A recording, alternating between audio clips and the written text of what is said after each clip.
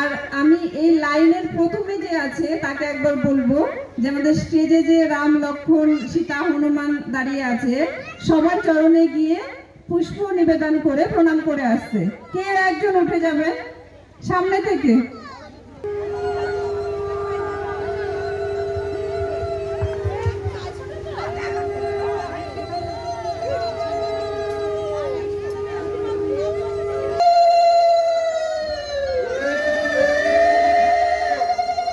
আজকের দিনে রামচন্দ্র আবির্ভূত হয়েছিলেন, তো ওখানে যেখানে রামচন্দ্র সীতা হনুমান সবাই আছেন, তো তাদের মিষ্টি মুখ না করালে হয়? তো সবাই যারা স্টেজে আছে তারা থাকবে রামচন্দ্রকে মিষ্টি মুখ করানোর জন্য। মলিনা কাকিমা